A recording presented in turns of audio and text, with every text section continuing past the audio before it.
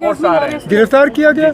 चलिए अफसोस की बात है, लेकिन जिस तरह मरकज़ की हुकूमत कल से उनके पीछे पड़ी हुई थी, शायद ये लग ही रहा था कि इस तरह का वो करेंगे। देना उन लोगों के साथ कुछ वादे हुए जिस तरह हमारे साथ हुए। अब समझ में नहीं आता मरकज़ की हुकूमत की क्या मजबूरी है कि वादे करने के बाद वो उन वादों से मुकर जाते हैं। हिल काउंसिल के इलेक्शन से पहले मरकज़ी एक वज़ीर ले गए थे क्योंकि वहाँ लोगों ने इलेक्शन बॉयकॉट करने का फ़ैसला किया था। लोगों को इलेक्शन में लड़वाने के लिए कुछ वादे हुए।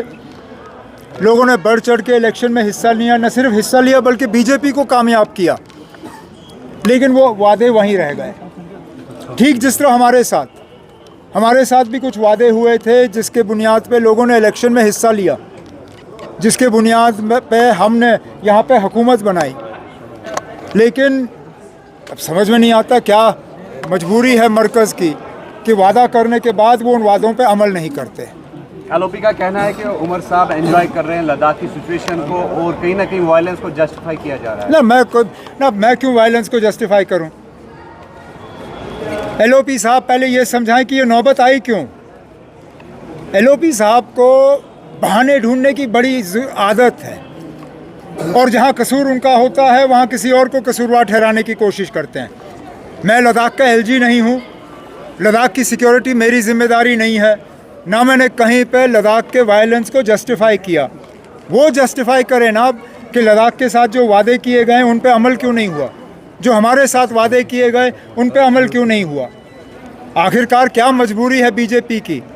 क्या इतना ही कसूर है जम्मू कश्मीर के लोगों का कि एलओपी साहब एलओपी हैं, सीएम नहीं हैं?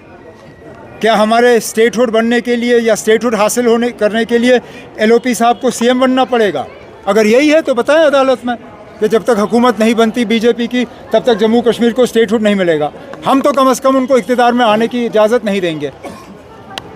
अगर इसके लिए वो हमारा स्टेटहुड जो है वो रोक के रखें, हम अपना काम वैसे भी चला लेंगे।